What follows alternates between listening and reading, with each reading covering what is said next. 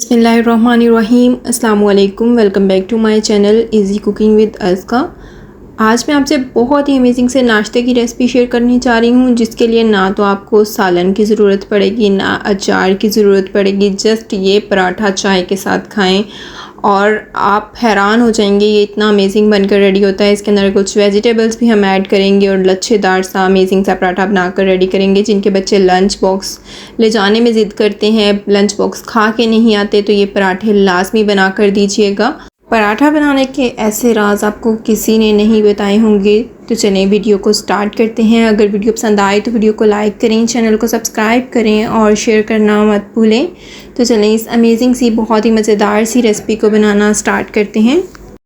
सबसे पहले मैं यहाँ पर ले रही हूँ आटा, जिससे हम आम नॉर्मल घर पे रोटी बनाते हैं, वही आटे का मैं यूज़ कर रही हूँ। ये ऑलरेडी फ्रिज में गूंदा हुआ पड़ा था तो मैंने इसको निकाल लिया है।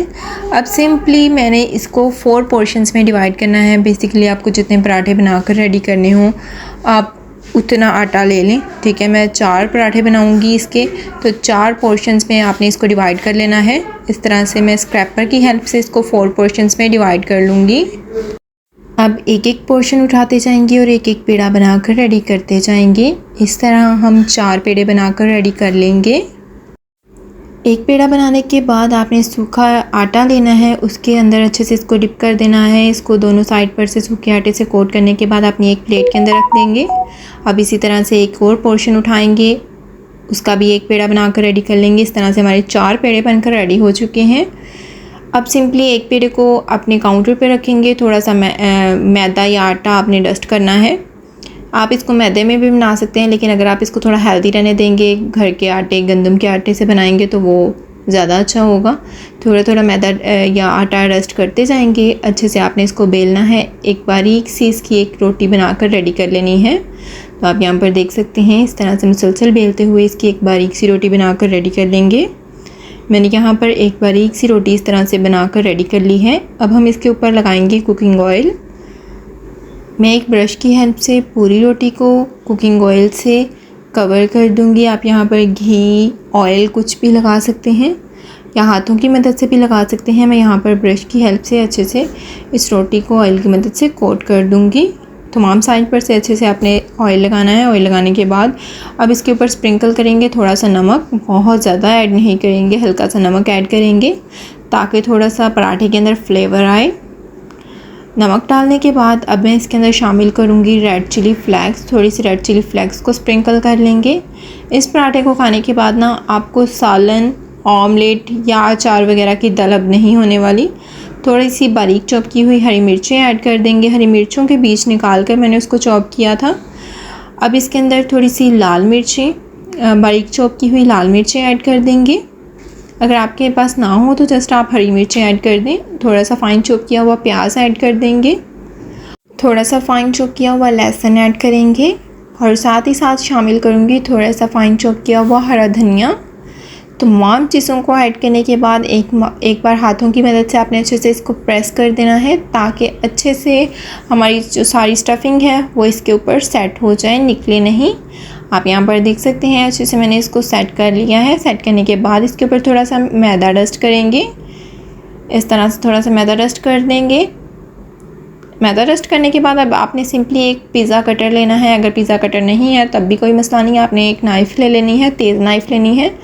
अब हम इस तरह से उसको अच्छे से ग्रीस कर लेंगे ऑयल की मदद से, ताकि हमारी रोटी कटर के साथ चिपके नहीं।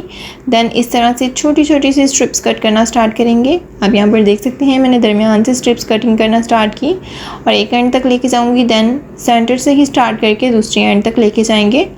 तो आप यहाँ पर देख सकते हैं मैंने बहुत अच्छे से बारीक सी इसकी स्ट्रिप्स कट करके रेडी कर लिया है इसको। अब हम इसको फोल्ड करना स्टार्ट करेंगे। आपने जिस साइड को लाइन लगाई है ना, उस साइड को नहीं, थोड़ा सा तिरछा सा आपने इस तरह से इसको रोल करना स्टार्ट करना है। तो आप यहाँ पर देख सकते हैं एक साइड से मैंने रोल करना स्टार्ट किया है और आराम आराम से आपने इसको रोल करते हुए दूसरी एंड तक लेके जाना है। तो आप यहाँ पर देख सकते हैं इसके अंदर कितनी अच्छी सी लेयर्स आ रही हैं। थोड़ा सा इसको स्ट्रेच करेंगे और साथ ही साथ इस तरह से फ़ोल्ड करते जाएंगे। आप यहाँ पर देख सकते हैं इस तरह से घुमाते हुए फ़ोल्ड करेंगे। देन एक एंड को अंदर की तरफ फ़ोल्ड करेंगे, बाकी एंड्स को दूसरी एंड को घुमाते हुए आपने पेड़े के नीचे कर देना है, अच्छे से सेट कर लेंगे। अब इसको थोड़ी देर रेस्ट लाजमी देनी है। यहाँ पर आप देख सकते हैं बाकी के तमाम पराठे भी मैंने बनाकर रेडी कर लिए थे। इसको 5 से 10 मिनट रेस्ट देनी है ताकि अच्छे से लेयर्स खुल कर आएँ। रेस्ट देने के बाद अब सिंपली काउंटर पे अपने पेड़े को रखेंगे, हाथों की मदद से प्रेस करना स्टार्ट करेंगे। आप इसको हाथों की मदद से भी बड़ा कर सकते हैं या आप बेलन की हेल्प से भी इसको बेल सकते हैं। आप यहाँ पर देख सकते हैं पहले मैं हाथों की मदद से अच्छे से सेट कर लूँगी, दैन मैं बेलन की हेल्प से आराम आराम से अपने ना बहुत ज़्यादा दबा कर इस पराठे को नहीं बेलना और बहुत ज़्यादा बारीक नहीं बेलना।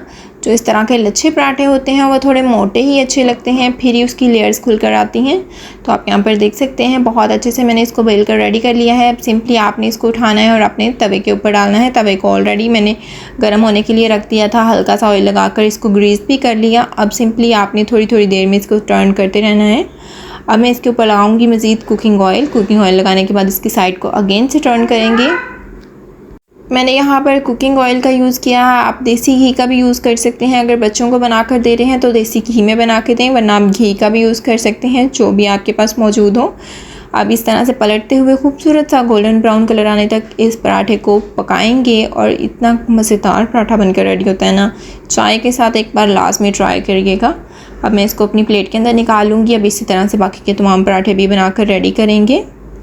गर्मियों में वैसे भी समझ नहीं आता कि क्या खाएं, तो इसको लास्ट में ट्राई करिएगा। आप यहाँ पर देख सकते हैं माशाल्लाह से कितने सुपर सॉफ्ट और बहुत ही क्रिस्पी लेयरिंग वाले बहुत ही अमेजिंग से ये पराठे बनकर रेडी हुए हैं। साथ ही साथ थोड़े चटपटे से पराठे हैं, लाजमी ट्राई करिएगा। मुझे फ़ीडबैक भी लाजमी दीजिएगा कि आपको ये रेसिपी कैसी लगी। उम्मीद करती हूँ कि आपको हमारी आज की ये बहुत ही अमेजिंग सी बहुत ही मज़ेदार सी पराठा की रेसिपी बहुत ज़्यादा पसंद आई होगी।